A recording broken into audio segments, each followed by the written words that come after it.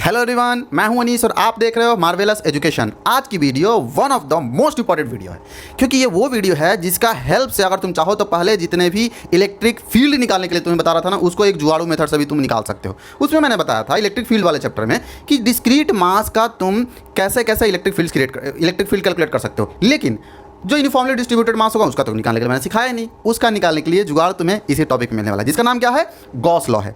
इसके पहले भी मैंने इलेक्ट्रिक चार्जेज यानी फील्ड के ऊपर बहुत सारे वीडियोज बना दिए हैं। अगर उनको भी देखना है तो ऊपर जाकर सर्च कर सकते हो, क्या, electric charges and field by Marvellous Education. तो चलो ज़्यादा टाइम वेस्ट ना करते स्टार्ट करता हूँ आज का तुम्हारा प्यारा सा ये वीडियो।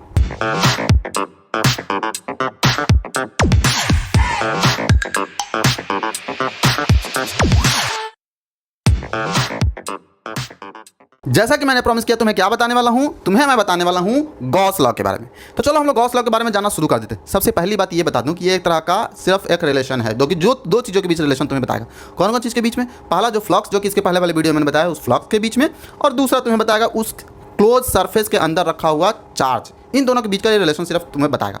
तो देखते हैं कि ये क्या चीज़ होता है। मैं थोड़ा स्टेटमेंट पे लिख दूँ, व्हाट इज गॉस लॉ। तो गॉस लॉ जो होता है सिंपली एक रिलेशन होता है। किस चीज़ के बीच में?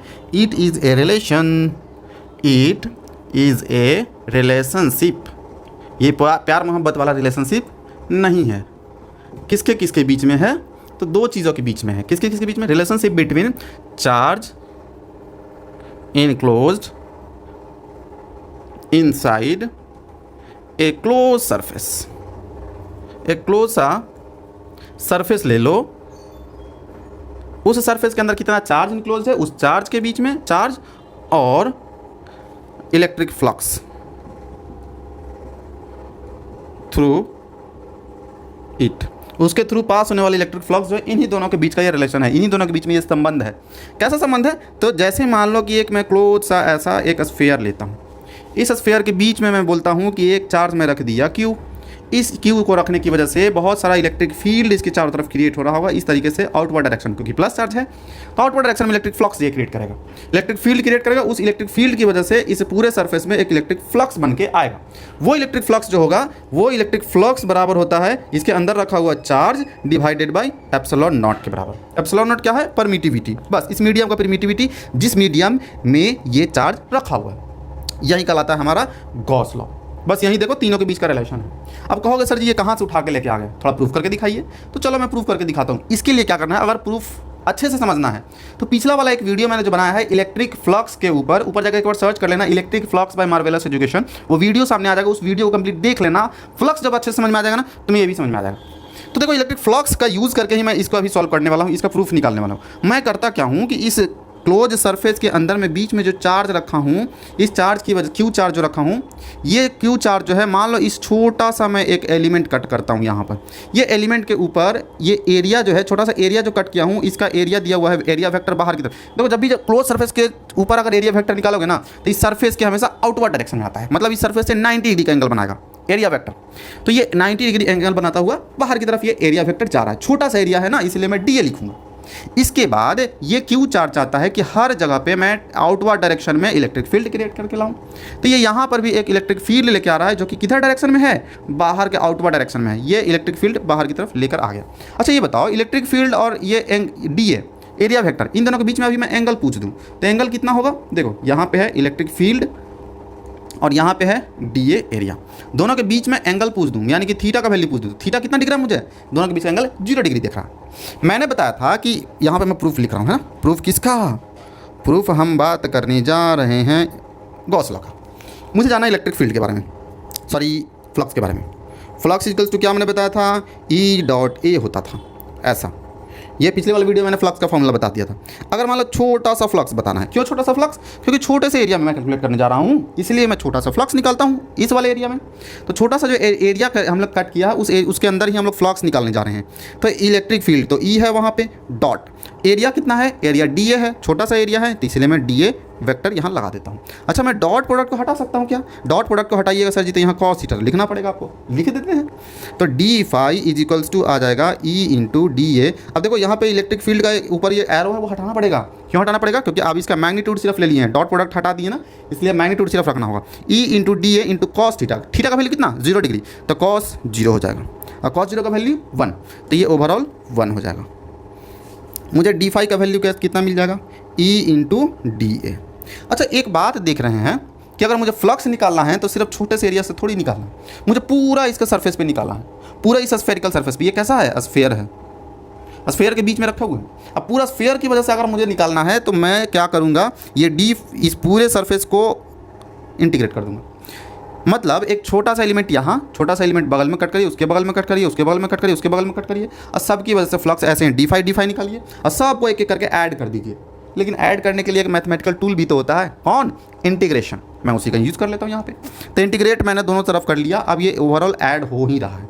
अच्छा ये देखो, तो अगर इस सरफेस यहाँ पे देखोगे तो इलेक्ट्रिक फील्ड ई ही, इधर साइड देखोगे तो इलेक्ट्रिक फील्ड ई ही दिखेगा, इधर देखोगे इलेक्ट्रिक फील्ड ई ही दिखेगा। मतलब ई कैसा है, कांस्टेंट है। इसलिए कह सकते हैं कि ये फाई, इसका डी फाई का इंटीग्रेशन करेंगे, फाई इज इक्वल्स टू, ये कांस्टेंट है इसलिए मैं इसे बाहर ले लिया। अब बच गया कौन, डी ए, सिर्फ डी ए को इंटीग्रेट करना पड़ेगा। अच्छा डी ए का इंटीग्रेशन मतलब पूरे का एरिया निकालना, तो पूरे का एरिया निकाल लेते हैं। तो फाई इज इक्वल्स टू हमारे पास आ चुका है, ई बराबर क्या होगा, इसकी वजह से क्यू चार्ज की वजह से आर डिस्टेंस पर अगर जाकर हम लोग अगर निकालते हैं इलेक्ट्रिक फील्ड, तो आर डिस्टेंस पे क्या इलेक्ट्रिक फील्ड होता है, के क्यू अपॉन में R square multiplied by D A मतलब ए स्क्वायर।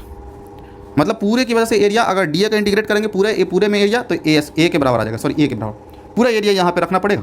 ठीक है, फ्लक्स इज इक्वल्स टू यहाँ से मेरे पास है, अब के का वैल्यू कितना होता है, क्यू अपॉन में के का वैल्यू होता है 4 pi epsilon naught, R square यहीं रहने देंगे, इनटू एरिया, इसका पूरे स्फेयर का एरिया क्या होता है 4 पाई आर स्क्वायर, तो मैं इसे रख दूंगा 4 पाई आर स्क्वायर।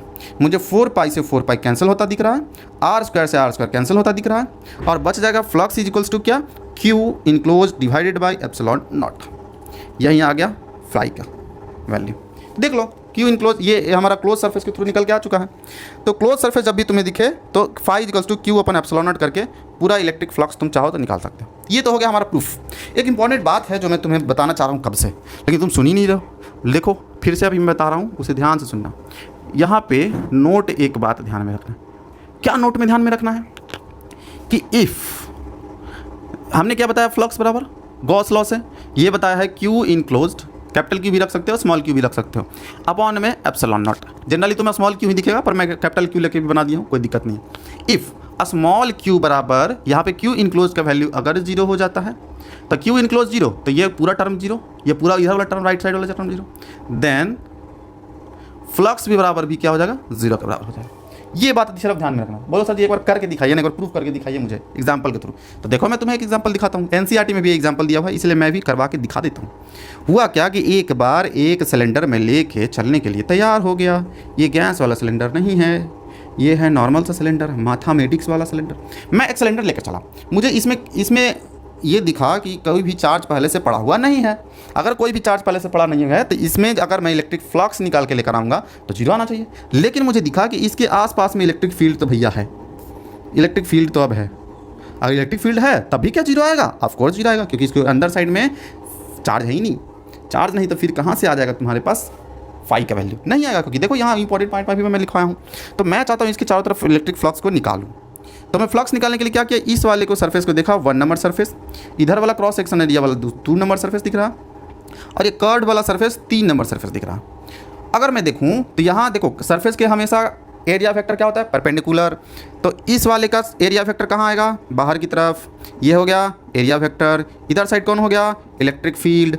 दूसरा इस सेकंड नंबर सरफेस पे देखो इलेक्ट्रिक फील्ड इधर की तरफ, एरिया फैक्टर इधर की तरफ, ठीक है ना। यहाँ एक इलेक्ट्रिक फील्ड तो पहले से डिनोट किया ही है, ठीक। तो यहाँ पे एरिया वेक्टर, ठीक। इन दोनों के बीच का एंगल कितना दिख रहा है, 180 डिग्री।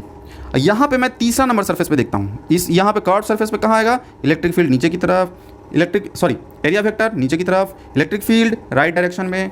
तो अगर मुझे टोटल फ्लक्स जानना है, फ्लक्स टोटल, तो टोटल फ्लक्स मैं कैसे निकाल सकता हूँ, flux due to 1 surface, flux due to 2 number surface and flux due to 3 number surface. तीनों की वजह से निकाल कर फिर तीनों को एक एक करके मैं ऐड कर दूंगा।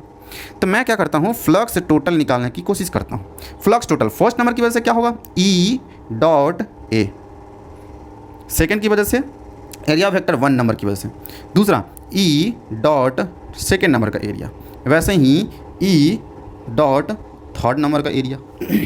Flux total flux is equals to, अच्छा यहाँ डॉट प्रोडक्ट हटा के मैं रखूँगा क्या, ई ए कॉस में एरिया वेक्टर देखो तो फर्स्ट नंबर में इन दोनों के बीच का एंगल, एरिया वेक्टर इधर, इलेक्ट्रिक फ्लक्स इधर, दोनों के बीच का एंगल 180 डिग्री, तो कॉस 180 डिग्री प्लस में electric field into area vector second number. अच्छा ये देखो ना, इधर साइड जितना एरिया उतना ही एरिया इधर नहीं दिख रहा, लेकिन कर्व सरफेस एरिया बिल्कुल अलग है, जितना इसका एरिया उतना ही इसका एरिया था। इसको भी ए मान सकते हैं। इसका मतलब ये है कि ये ए तो ये भी ए ही हो जाएगा, A1 A2 का वैल्यू बराबर मान सकते हैं। प्लस में अच्छा यहाँ पे कॉस भी देखना है ना, इसको मान लेता हूँ मैं ए डैश, इसलिए ए डैश मान रहा हूँ क्योंकि कर्व सरफेस एरिया बिल्कुल अलग आएगा, इन दोनों के बराबर तो नहीं आएगा, तो मैं इसे ए डैश मान के चलूँगा, A3 को ए डैश के बराबर। यहाँ पे अब सेकेंड नंबर में पहले थोड़ा फोकस करते हैं, ई इंटू ए, ठीक है, एंगल दोनों के बीच में ई और ए के बीच में 0 डिग्री, तो कॉस में 0 प्लस में ई इंटू ए और दोनों के बीच का एंगल कॉस में 90 डिग्री। देख लो दोनों के बीच में इलेक्ट्रिक फील्ड इधर, एरिया वेक्टर नीचे, दोनों के बीच का एंगल 90 डिग्री, तो मैं कॉस 90 पुट कर दिया। तो flux total is equals to cos 80 का वैल्यू 180 माइनस 1, तो हो जाएगा माइनस ई ए प्लस में ई ए, क्योंकि कॉस 0 1, यहाँ पे कॉस 90 0, तो ये पूरा हो जाएगा 0, यानी कि प्लस माइनस ये प्लस ये 0, तो फ्लक्स टोटल बराबर 0। ये हो गया हमारा आंसर। देखो क्लोज सरफेस में आप ध्यान में ये रखना है, कहीं पे भी अगर उस सरफेस के अंदर में चार्ज बिल्कुल भी 0 है, अगर चार्ज उस क्लोज सरफेस के अंदर 0 है तो मान ये 0 होने पे हमारा उसके थ्रू फ्लक्स जो होगा टोटल फ्लक्स 0 ही आएगा, ये बस ध्यान में रखना। तो अब फ्लक्स किसी चीज़ पे डिपेंड करता है, पहला तो उसके अंदर इनक्लोज किया हुआ चार्ज पे, और दूसरा डिपेंड करेगा उसके अंदर के मीडियम पे एप्सिलॉन नॉट डिपेंड करता है, इसलिए वो मीडियम पे भी डिपेंड करेगा। तो ये पॉइंट जो है बिल्कुल ध्यान में रखना। तो ये तो हो गया फ्लक्स के ऊपर बातें। अब मैं क्या करता हूँ, गॉस लॉ से रिलेटेड इंपॉर्टेंट पॉइंट बताता हूँ कि किन किन इंपॉर्टेंट बातों को आपको ध्यान में रखना। इसके पहले जितने भी इंपॉर्टेंट बातें मैंने बताया है ना, वो सारा का सारा मैं अपने तरफ से बना के बताया हूँ, ताकि तुम्हें उन बातों को जानने के बाद सारी चीज़ें तुम्हें ध्यान में रहे। लेकिन ये गॉस लॉ का जो इंपॉर्टेंट पॉइंट मैं तुम्हें बताने वाला हूँ ना, ये एक्चुअल में इंपॉर्टेंट पॉइंट NCERT के बुक के अंदर भी दिया हुआ है, इसलिए 6 जो इंपॉर्टेंट बातें तुम्हें अभी बताऊँगा ध्यान में जरूर रखना है, क्योंकि NCERT ने बता दिया है, ये मेरे तरफ से सिर्फ नहीं है, NCERT के लिए भी इंपॉर्टेंट। तो चलो हम लोग स्टार्ट कर देते हैं 6 important point related to Gauss law. अब हम लोग बात करते हैं गॉस लॉ से रिलेटेड कुछ इंपॉर्टेंट बातें। ये इंपॉर्टेंट बातें मेरे दोस्त जरूर ध्यान में रखना, क्योंकि मैं अपनी तरफ से नहीं, NCERT के अंदर ऑलरेडी मेंशन्ड इंपॉर्टेंट बातें सिर्फ बताने जा रहा हूँ। तो चलो हम लोग जानते हैं क्या क्या इंपॉर्टेंट बातें हैं जो कि गॉस लॉ से रिलेटेड तुम्हें जरूर ध्यान में रखना चाहिए। सबसे पहला नंबर बात क्या ध्यान में रखना है तुम्हें, मैं थोड़ा ढक्कन हटा लेता हूँ, पहले मैं कर देता हूँ बोर्ड का पार्टीशन, टिंग डोंग डिंग। हाँ, फर्स्ट नंबर, यहाँ इंपॉर्टेंट पॉइंट थोड़ा मैं हेडिंग दे दूँ।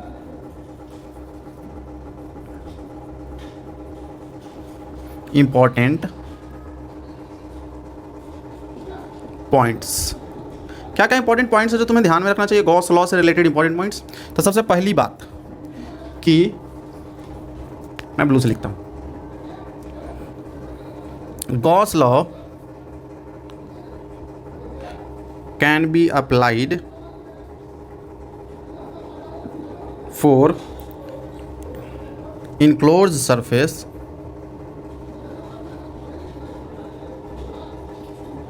किसी भी क्लोज सरफेस के लिए, close surface of any shape and size, किसी भी शेप और साइज का अगर तुम्हें क्लोज सरफेस दिखे, उसके अंदर अगर क्यू चार्ज इनक्लोज्ड है, तो समझो उसके अंदर तुम गॉस लॉ लगा सकते हो। जैसे मैं देख लो अभी जो मैं तुम्हें बताया था, कैसे बताया था, इस तरीके का एकदम फर्स्ट क्लास स्फेरिकल सरफेस बना दिया था, इसके अंदर मैं चार्ज क्यू रख दिया था।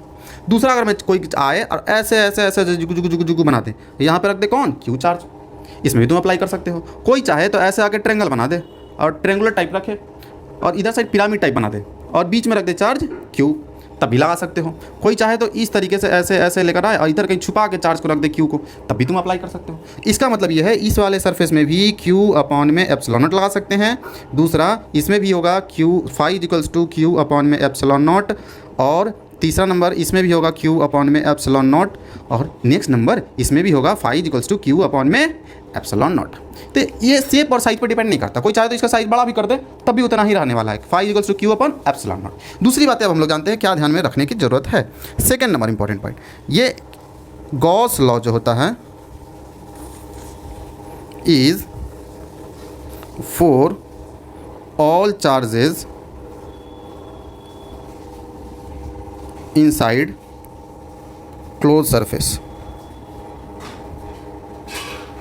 अगर मान लो मैं एक क्लोज सरफेस जो गॉसियन सरफेस लेके चला हूँ, ये गॉसियन सरफेस कुछ ऐसा है,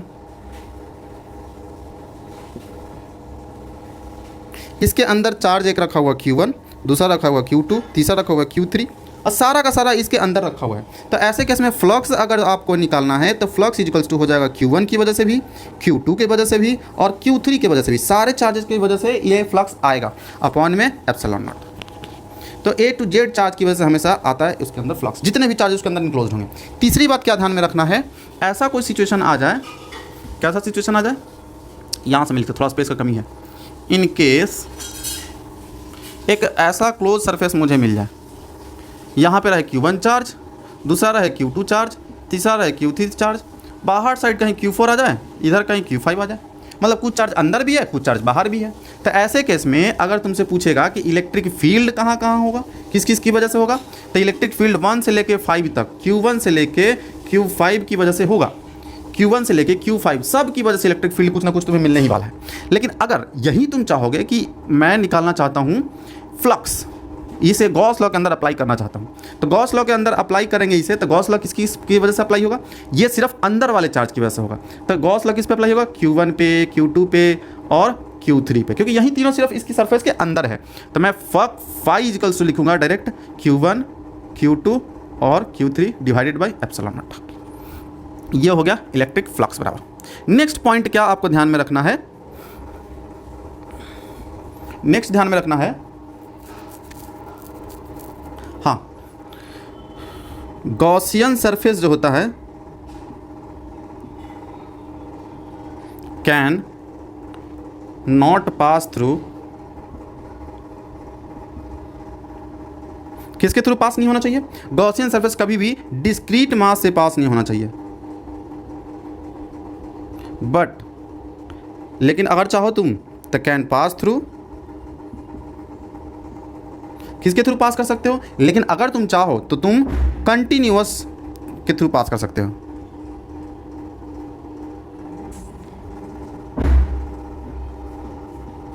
कंटिन्यूअस चार्ज बॉडी जो होगा उससे पास कर सकते हो। कहने का मतलब ये हुआ कि अगर मान लो यहाँ पे Q1 चार्ज दिया हुआ है, यहाँ पे Q2 चार्ज दिया हुआ है और यहाँ पे Q3 चार्ज दिया हुआ है, कोई अगर गॉसियन सरफेस ऐसा बनाना चाहता है जो कि इस तरीके से हो, इस तरीके से हो, ऐसा कुछ, और Q3 चार्ज कहाँ है, अंदर साइड कहीं एकदम पास में, तो देखो पास में तुम ले जाना अलाउड है, लेकिन अगर इसके थ्रू ही पास हो गया ये गॉसियन सरफेस इस डिस्क्रीट मास के थ्रू ही, तब ये अप्लाई नहीं कर सकते हो। अब ये गॉसियन सरफेस बिल्कुल नहीं होगा, ये not a Gaussian surface.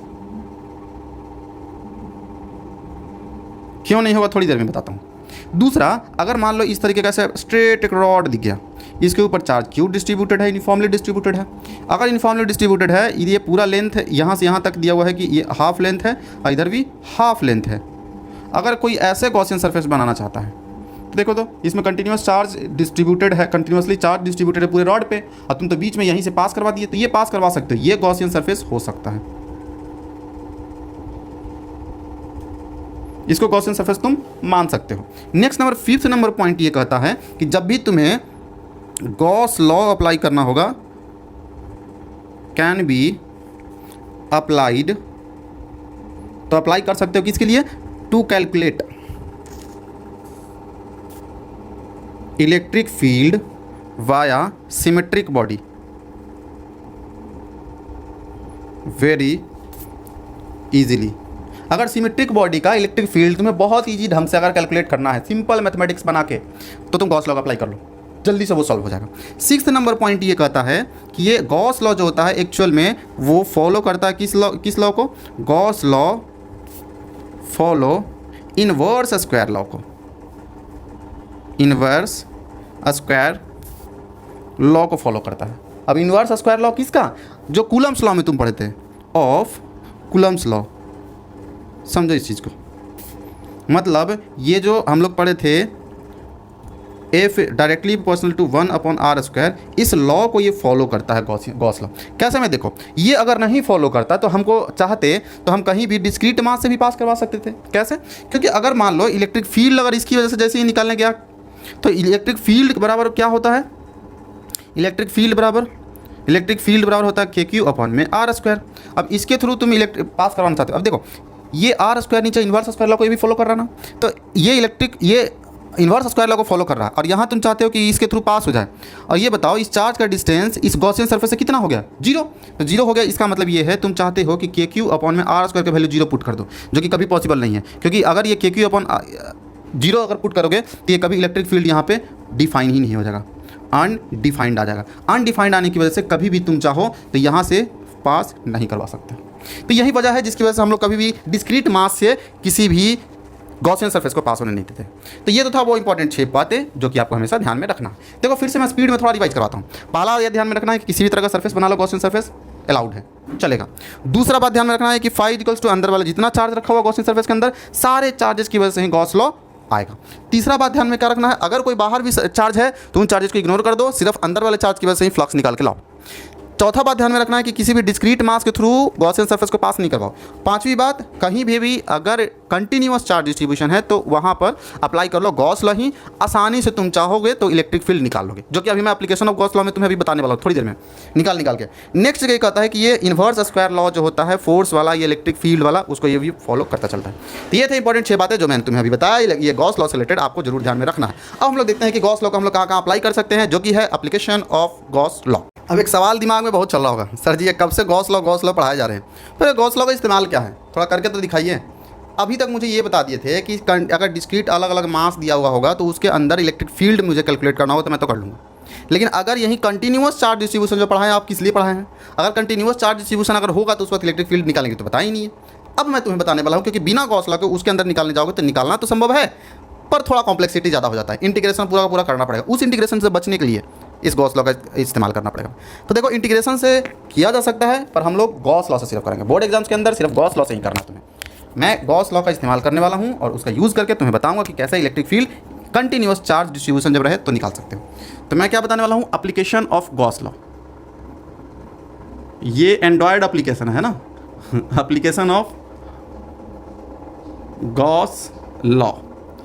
Gauss law का एंड्रॉयड एप्लीकेशन कैसा होगा, ये मैंने कर दिया इसका पार्टीशन खटाक से 2 पार्ट में। फर्स्ट नंबर क्या है, इनफाइनाइट वायर की वजह से।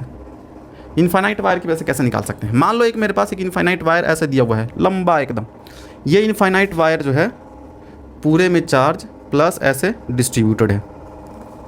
मैं इस चार्ज को ऊपर साइड अगर लेके जाकर देखना शुरू किया तो इनफाइनाइट लेंथ दिखा, नीचे भी मुझे इनफाइनाइट लेंथ दिखा। मुझे ये बोला जा रहा था कि यहाँ से आर डिस्टेंस पे एक मैं कोई पॉइंट ले लेता हूँ पी नाम का पॉइंट, इसी पॉइंट पे मुझे इलेक्ट्रिक फील्ड मुझे बता दो। तो मैं क्या करूँगा, जिस पॉइंट पे दिया हुआ है उस पॉइंट पे गॉसियन सरफेस एक सिमेट्रिकली ड्रॉ करूँगा, सिमेट्रिकली एक गॉसियन सरफेस बनाऊंगा। कोई चाहेगा तो ऐसे भी यहाँ से भी पास होता हुआ बना सकता था, ऐसा सरफेस भी बना सकता था, लेकिन सिमेट्रिक होना चाहिए। जितना इधर गया है उतना ही मुझे ये आर डिस्टेंस इधर गया होना, तो आर ही डिस्टेंस इधर आ जाओ और यहाँ पे एक सिलेंडर ड्रॉ कर दो, तो ये सिमेट्रिक बॉडी बन गया। मैंने बताया था लास्ट वाले पॉइंट में, इंपॉर्टेंट पॉइंट जो उसमें बता रहा था, उसमें लास्ट वाले पॉइंट बताया था कि जब भी कंटिन्यूअस चार्ज डिस्ट्रीब्यूशन रहे और वो बॉडी जो हो सिमेट्रिक रहे, तो वैसे केस में तुम इसका यूज़ करके गॉस लॉ का यूज़ करके तुम इलेक्ट्रिक फील्ड उसमें निकाल सकते हो। यही मैं करने जा रहा हूँ। तो मैं क्या किया, यहाँ से ऊपर की तरफ चलूँगा, हे गॉसियन सरफेस। तुम टेढ़ा मत बनाओ वरना सिमेट्रिक कैसे का फीलिंग नहीं आएगा मुझे। ऐसे बना लिया मैं गॉसियन सरफेस। ये कौन है, गॉसियन सरफेस, गॉसियन सरफेस। इसमें चार्ज डिस्ट्रीब्यूशन जो वायर के ऊपर दिया हुआ है वो मान लो लीनियर चार्ज डिस्ट्रीब्यूशन दिया हुआ है लेमडा। मैं चाहता हूं कि इस पॉइंट पी पे इलेक्ट्रिक फील्ड निकालना जानूं, तो मुझे गॉस लॉ का इस्तेमाल करना है, जो क्या कहता है फाई इक्वल्स टू, मतलब जितने भी इसमें सरफेस हैं इस पूरे मतलब सरफेस पे जो गॉसियन सरफेस बना है सारे सरफेस की वजह से फ्लक्स निकालो, उनको ऐड कर दो। तो फाई इक्वल्स टू क्या हो जाएगा, phi due to surface number 1 इसको मान लेते हैं, सरफेस नंबर 2 इसको मान लेते हैं, सरफेस नंबर 3 इसको मान लेते हैं। ठीक है, तो surface number 1 plus surface number 2 plus surface number 3 की वजह से फ्लक्स निकाल के मैं ऐड कर दूंगा। मुझे दिख रहा है कि यहाँ पर इस वाले कर्व सरफेस पे चलते हैं, सरफेस नंबर 2 पे इलेक्ट्रिक फील्ड इस वायर की वजह से आउटवर्ड की तरफ, तो इलेक्ट्रिक फील्ड ऐसा दिख रहा है मुझे। एरिया वेक्टर इस सरफेस की वजह से बाहर की तरफ, दोनों के बीच का एंगल 0, तो 0 एंगल रहता तब तो ये हो जाता है। ठीक है, फर्स्ट वाला सरफेस में मुझे दिख रहा है, फर्स्ट वाले सरफेस की वजह से कैसे, एरिया वेक्टर नीचे की तरफ, इलेक्ट्रिक फील्ड इस वायर की वजह से आउटवर्ड की तरफ, क्योंकि पॉजिटिव चार्ज हमेशा अवे फ्रॉम चार्ज आएगा, अवे फ्रॉम चार्ज दिया गया, इन दोनों के बीच का एंगल 0। अच्छा, जब इलेक्ट्रिक फील्ड और एरिया वेक्टर के बीच का एंगल 0 तो फ्लक्स कितना 0, तो φ1 का वैल्यू 0 हो गया। वैसे ही यहाँ पर भी देखो, ऊपर side area vector electric field बाहर की तरफ, तो इलेक्ट्रिक फील्ड बाहर और एरिया वेक्टर ऊपर, तो दोनों के बीच का एंगल 90 डिग्री, मतलब फ्लक्स 3 की वजह से भी 0 आने वाला। बच गया कौन, फ्लक्स 2 की वजह से। तो फ्लक्स इज इक्वल्स टू जो होगा सिर्फ सरफेस नंबर 2 की वजह से आएगा, 2 की वजह से कितना आएगा, दोनों के बीच का एंगल 0, मतलब E A cos zero. E dot A होता था, एंगल दोनों के बीच का जीरो है, डॉट हटाऊंगा कॉस जीरो रखूंगा, हो जाएगा। फ्लक्स इज इक्वल्स टू, अच्छा फ्लक्स देखो, फ्लक्स निकालने का एक और होता था फॉर्मूला, क्या ये गॉस लॉ अगर लगाते थे तो होता था Q अपॉन में एप्सिलॉन नॉट, मैं गॉस लॉ लगा दिया, ये हो गया E इंटू ए के बराबर। अच्छा Q अपॉन में एप्सिलॉन नॉट, Q का वैल्यू अगर चाहो तो तुम कैसे रख सकते हो, तो मैंने बताया था कि लीनियर चार्ज डिस्ट्रीब्यूशन जब भी रहे तो चार्ज निकालने के लिए अगर लीनियर चार्ज डिस्ट्रीब्यूशन रहे तो लेमडा इंटू एल के बराबर हो जाता है। मान लो कि ये जो मैं गॉसियन सरफेस बनाया हूँ ये एल लेंथ का बना दिया हूँ, एल लेंथ है इसका, तो यहाँ मैं रख सकता हूँ क्या, चार्ज इज इक्वल्स टू ये Q बराबर, देखो Q बराबर क्या लिखते हैं, लेमडा इंटू एल, मैं यहाँ रख दूंगा lambda into L is equals to electric field, electric field को निकालना है मुझे, एरिया वेक्टर, एरिया कितना आएगा इस पूरे सिलेंडर के कर्व सरफेस एरिया निकालना मुझे, क्योंकि सेकंड नंबर की वजह से फ्लक्स निकालने से कर्व सरफेस एरिया कैसे आएगा, 2 पाई आर बेस एरिया इंटू ये वाला हाइट, तो मैं यहाँ लिख दूंगा 2 पाई आर और इंटू एल, ये हो जाएगा इसका एरिया। एल से मैं एल को कैंसिल आउट कर दूंगा, बच गया इलेक्ट्रिक फील्ड का वैल्यू कितना, पहले से लेमडा था अपॉन में ये 2 पाई आर को यहाँ ले जाओ नीचे डिवाइड में 2 पाई आर इंटू एप्सिलॉन नॉट, तो इलेक्ट्रिक फील्ड यहाँ से कह सकते हो इलेक्ट्रिक फील्ड बराबर ये आ गया lambda upon 2 pi epsilon not, इसको एप्सिलॉन नॉट को पहले कर देते हैं, जनरली ऐसे ही तुम्हें मिलेगा 2 पाई एप्सिलॉन नॉट आर, ये हो गया इलेक्ट्रिक फील्ड का वैल्यू। कहाँ पे, अगर किसी पॉइंट आर पे यहाँ से आर डिस्टेंस पे कहीं जाओगे तो वहाँ पे तुम्हें इलेक्ट्रिक फील्ड ऐसे इन्फिनाइट चार्ज की वजह से मिलने वाला है। नेक्स्ट नंबर हम लोग देखते हैं सेकंड नंबर, सेकंड नंबर किसकी वजह से, ड्यू टू, डायरेक्ट में लिखता हूँ, इनफाइनाइट सीट की वजह से देखते हैं। इनफाइनाइट सीट की वजह से कैसे निकाल सकते हो, मैं इसी तरह का इनफाइनाइट एक सीट ले लिया इस तरीके से, ये ऊपर साइड भी जा रहा है इनफाइनाइट लेंथ पे और नीचे साइड भी मुझे मिल रहा है कहाँ, इनफाइनाइट तक। मैं इसमें चार्ज को देखना शुरू किया तो ऐसा कुछ डिस्ट्रीब्यूटेड मुझे दिखा, मैं इसमें भी क्या किया, एक गॉसियन सरफेस ड्रॉ कर लिया, गॉसियन सरफेस ऐसा बाहर की तरफ ये जा रहा, यहाँ से ऐसा कुछ ये रहा, ये टेढ़ा में बना दिया, गॉसियन सरफेस कुछ ऐसा जा रहा, मुझे एक सरफेस दिख रहा, अच्छा ऊपर साइड दिख रहा मुझे एरिया वेक्टर ऊपर, इलेक्ट्रिक फील्ड कहाँ इस बार, ये पूरा चार्ज इसमें सीट में है ना, तो चार्ज एक तो इधर साइड इलेक्ट्रिक फील्ड देगा, एक इलेक्ट्रिक फील्ड इधर देगा, तो एक इलेक्ट्रिक फील्ड इधर और नीचे साइड भी एरिया वेक्टर नीचे और इलेक्ट्रिक फील्ड इधर, तो इन दोनों की वजह से तो मुझे दिख रहा है कि भैया 90 डिग्री बना हुआ है ऊपर साइड और नीचे वाला सरफेस गॉसियन सरफेस की वजह से जीरो आने वाला है। बचेगा कौन, ये वाला एरिया वेक्टर सिर्फ बच जाएगा, ये वाला एरिया वेक्टर बच जाएगा, तो इन दोनों को मान लो एरिया वेक्टर ए ही के बराबर, ए मान लेते हैं, तो फ्लक्स बराबर क्या कुछ होना चाहिए, फ्लक्स बराबर होना चाहिए Q यहाँ पे E इंटू ए के बराबर, और ये डॉट प्रोडक्ट हटा देता हूँ क्योंकि दोनों के बीच का एंगल कितना, जीरो, तो कॉस जीरो रख देता हूँ, और फ्लक्स बराबर गॉस लॉ से क्या जानते हैं, Q अपॉन में epsilon naught equal to E into A, cos zero 1 छोड़ दूंगा इसका मैं। अब Q का वैल्यू कैसे रख सकते हैं, इसमें मान लो जब ये सीट के अंदर देखोगे तो चार्ज कैसे डिस्ट्रीब्यूटेड होगा, ये एरियल डिस्ट्रीब्यूशन होगा, एरियल डिस्ट्रीब्यूशन होता है तो किसे डिनोट करते हैं, तब हम लोग सिग्मा से डिनोट करते हैं, तो मुझे अगर सिग्मा दिखेगा तो यहाँ पे चार्ज बराबर कैसे निकाल सकते हैं, चार्ज यहाँ निकाल सकते हैं Q is equals to sigma into area, ये चार्ज बराबर हो जाएगा, मैं इसी को इसमें पुट कर दूंगा, तो Q बराबर क्या हो जाएगा, सिग्मा इंटू एरिया अपॉन में epsilon naught is equals to E into area, area cancel out हो जाएगा, E equals to sigma upon epsilon naught. अच्छा एक चीज़ और देखो, एक सरफेस इधर वाला, दूसरा सरफेस इधर वाला, इधर भी इलेक्ट्रिक फील्ड, इधर ही एरिया वेक्टर, इधर ही दोनों एक ही साइड, तो ये एक सरफेस ये, एक सरफेस ये, दो सरफेस की वजह से मुझे निकालना पड़ेगा, इसलिए मैं जो एरिया वेक्टर लिखा हूँ यहाँ पे ए नहीं बल्कि 2a लेके चलना पड़ेगा, यहाँ पे भी ए नहीं बल्कि 2a लेके चलना पड़ेगा, ए से ए तो हो गया कैंसिल आउट, बच गया कौन, इलेक्ट्रिक फील्ड बराबर बच गया सिग्मा अपॉन में ये 2 डिवाइड में लेकर आ जाता हूँ मैं, तो 2 एप्सिलॉन नॉट, ये बन के आ गया electric field due to infinite sheet. ये कभी भी डिस्टेंस पर डिपेंड नहीं करता, इससे कितना दूरी जा रहे हो इससे डिपेंड नहीं करता। नेक्स्ट हम लोग चलते हैं कौन नंबर, थर्ड नंबर, ये है inside spherical shell. Spherical shell पहले समझो क्या होता है, स्फेरिकल सेल कहने का मतलब ये है, इस तरीके का पतला सा एक चदरा जैसा है, पतला सा एक लेयर है, इसमें चारों तरफ कौन सा चार्ज एक डिस्ट्रीब्यूटेड है, ऐसे कोई सा भी एक चार्ज डिस्ट्रीब्यूटेड है हर जगह। मैं चाहता हूँ कि इसके इनसाइड में निकालूं, तो सारा चार्ज तो इस पर डिस्ट्रीब्यूटेड मुझे मिल गया, मुझे कहाँ निकालना है, अंदर साइड, तो अंदर साइड में एक गॉसियन सरफेस कोई स्मॉल r डिस्टेंस पे जाके बना लूँगा। ये कौन सा सरफेस है, गॉसियन सरफेस, ठीक है, मैं ड्रॉ कर लिया। अब मुझे बताया गया है कि फ्लक्स इज इक्वल्स टू क्या होता है, ये होता है क्यू अपॉन में एप्सिलॉन नॉट। अच्छा, गॉसियन सरफेस के अंदर साइड में कितना है, बाहर साइड वाले की वजह से तो हम लोग कंसीडर करते नहीं थे, इंपॉर्टेंट पॉइंट में मैंने बताया भी था। तो ये तो बाहर साइड क्यू चार्ज है ना, अंदर साइड कितना है गॉसियन सरफेस के, कोई भी चार्ज नहीं है, तो Q upon 0 upon epsilon not रखना पड़ेगा। तो यहाँ से हम कह सकते हैं फाई इक्वल्स टू 0 आएगा। कब? फाई इक्वल्स टू 0, तो यहाँ से फाई का वैल्यू कितना आ गया 0। फाई बराबर क्या होता है, E into area vector is equals to 0। Electric field area divide में आएगा, इलेक्ट्रिक फील्ड कितना 0। तो इलेक्ट्रिक फील्ड अंदर साइड में देखोगे इस पूरे स्फेरिकल सेल की वजह से, तो अंदर साइड हमेशा 0 आता है। 4th नंबर, स्फेरिकल सेल के आउटसाइड में, outside spherical shell, spherical shell के बाहर हम लोग कैसे निकाल सकते हैं ये जानते हैं। स्फेरिकल सेल ऐसे बनाया गया, दूसरा स्फेरिकल सेल इसके बाहर बनाया गया, इधर साइड प्लस चार्ज पूरा डिस्ट्रीब्यूटेड है, पूरा चार्ज प्लस में डिस्ट्रीब्यूटेड है। इसके बाहर मैं चाहता हूँ कि एक गॉसियन सरफेस बना लूँ at a distance capital R, ऐसा। अगर मुझे जानना हो कि ये बताओ इलेक्ट्रिक फील्ड बाहर साइड कितना होगा, तो मुझे क्या करना पड़ेगा, flux is equals to Q enclosed upon में एप्सिलॉन नॉट निकालना पड़ेगा। मान लो इसके ऊपर चार्ज जो है क्यू है, कैपिटल क्यू मान लेते हैं, ठीक है।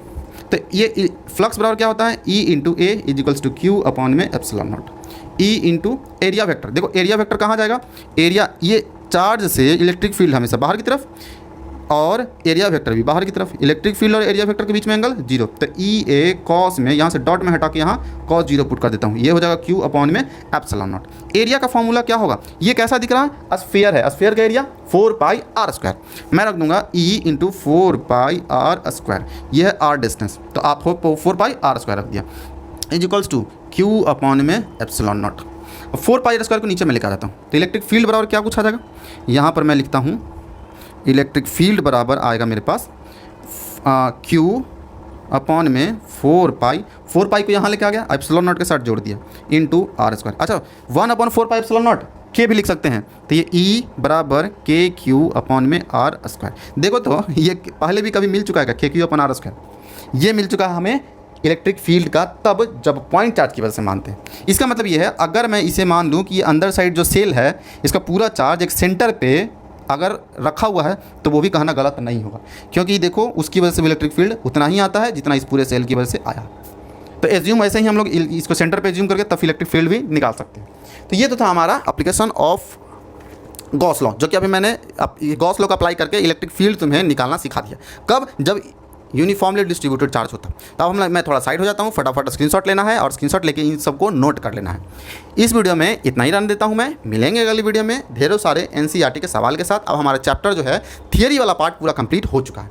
अब इसके बाद जो मैं बताऊँगा वो एक फॉर्मूला का समरी होगा। जितने भी फॉर्मूले इस फर्स्ट चैप्टर में पढ़ने हैं उन सबको एक सिंगल वीडियो में दिखा दूँगा। एक एनसीईआरटी का सॉल्यूशन वाला वीडियो आएगा और एक एग्जाम्पल वाला वीडियो आएगा। चलो इस वीडियो में इतना रहते हैं, मिलेंगे अगली वीडियो में, तब तक के लिए बाय बाय।